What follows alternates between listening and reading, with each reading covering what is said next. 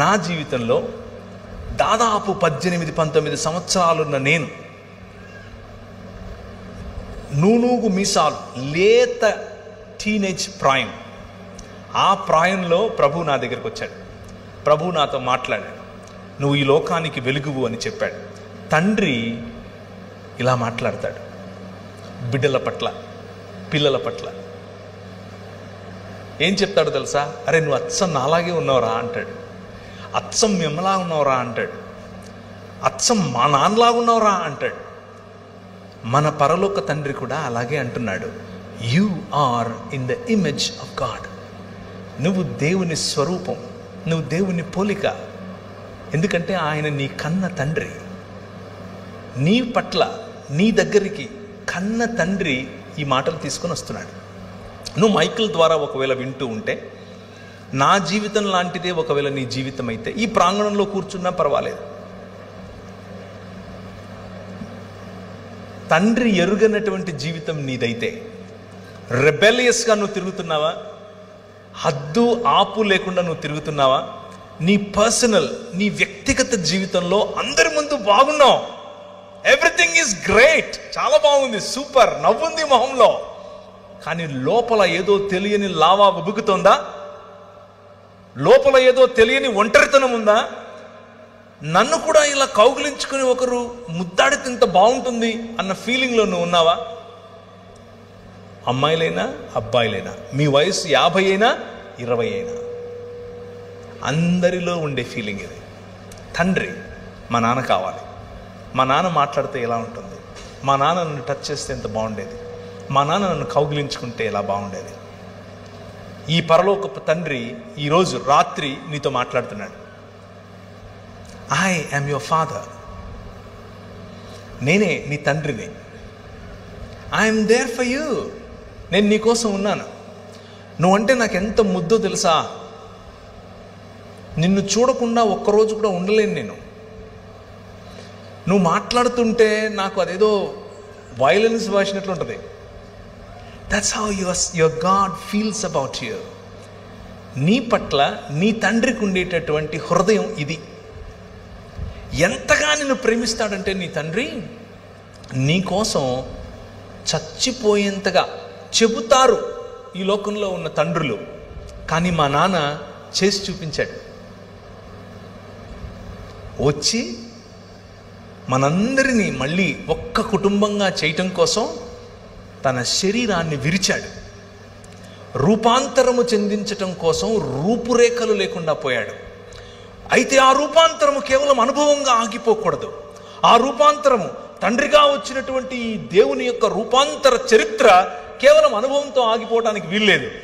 దానికి ఒక మనుగడ ఉండాలి, దానికి ఒక చరిత్ర ఉండాలి, దానికి ఒక భవిష్యత్తు ఉండాలి, ఎప్పటికీ సమసిపోయినటువంటి భవిష్యత్తు ఉండాలి.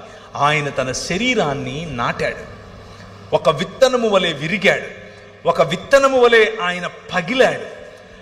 దున్నబడినటువంటి ఆయన శరీరం నాటబడిన తర్వాత 3 రోజులైన తర్వాత, 2 దినములైన తర్వాత 3వ దినమున యెహోవా సముఖమందు మనము జీవించినట్లు ఆయన మరణాన్ని చంపి తిరిగి లేచాడు. That is your father. మీ నాన్న అది. మీ నాయన మరణానికి లోనయ్యేవాడు కాదు. మీ నాయన మరణాన్ని చంపినవాడు, చంపి తిరిగి లేచాడు 3 దినములైన తర్వాత. హోషేయ గ్రంథం 6వ అధ్యాయం 2వ వచనం. హోషేయ గ్రంథం 6వ అధ్యాయం 2వ వచనం. 2 దినములైన తరువాత ఆయన మనలను బ్రతికించును, మనం ఆయన సముఖమందు బ్రతుకున్నట్లు 3వ దినమున ఆయన మనలను స్థిరపరచును. ఈ తండ్రి హృదయం ఏమిటి అని అంటే, మీ నాయన హృదయం ఏమిటో అంటే, కేవలం రూపాంతరము అన్నది ఒక అనుభవంగా ఆపటం కాదు. ఈ మరణాన్ని చంపి నూతన సృష్టిగా నిన్ను మలచటం. నేను ఫేస్బుక్లో ఒక పిక్చర్ చూశాను, మీలో కూడా చాలామంది చూసే ఉంటారు. ఒక ఆయన నిలబడుకొని సుత్తి ఉలి తీసుకుని ఇలా కొట్టుకుంటున్నాడు. ఇలా కొట్టుకుని లావుగా ఉండే ఆయన సన్నగా మంచిగా స్లిమ్గా తయారవుతున్నాడు. అలా శిల్పకారుని వలె నీ తండ్రి ఈ ప్రపంచాన్ని, ప్రపంచంలో ఉన్న మానవ సమాజాన్ని తన వైపుకు, తన బిడ్డగా మలుచుకుంటున్నాడు. అయితే దేవుణ్ణి తిరస్కరించడం కారణంగా మనం సంపాదించుకున్నటువంటి మరణం, దేవునితో ఎడబాటు, ఈ ప్రపంచంలో దేనికి గ్యారంటీ లేదు, దానికి మాత్రమే ఉంది. మరణం తప్పదు ప్రతి ఒక్కరికి, నీకైనా నాకైనా, మనకంటే ముందు పోయిన వారికైనా మన తరువాత పోయేవారికైనా. మరణం తథ్యం. మరణం, death is the only guarantee in this world. దాన్ని మించిన గ్యారంటీ ఏది లేదు. కానీ దానికంటే బెటర్ గ్యారంటీ ఇంకొకటి ఉంది.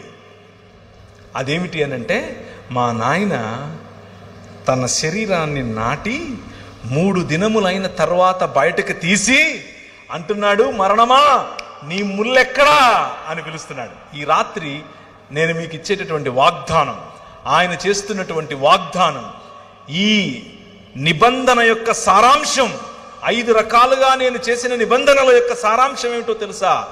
పునరుత్థానం, రూపాంతరము యొక్క చరమగీతం, పునరుత్థానం. ఎప్పటికీ వాడిపోయినటువంటి శరీరాలు. ఆయన అలా వస్తాడు. ఆయన్ని మీరు చూస్తారు, గుర్తుపడతారు, మాట్లాడతారు. You can touch him, you can touch me. మీరు నన్ను కూడా చూస్తారు. ఏ బట్టని తీసుకుని వచ్చాక మా ఊరికి, నువ్వు పేరు ప్రవీణే కదా, you will ask me. I will say yes yes, నేను అవునవును, హే బాగున్నావా అని అడుగుతాను నేను మిమ్మల్ని. This is going to happen. That is the hope that we have. క్రైస్తవులకి ఉన్నటువంటి హోప్, క్రైస్తవుడికి ఉన్నటువంటి నిరీక్షణ, మన ఆత్మలో ఎక్కడికో వెళ్ళిపోయి ఎక్కడో ఉంటామని కాదు. అది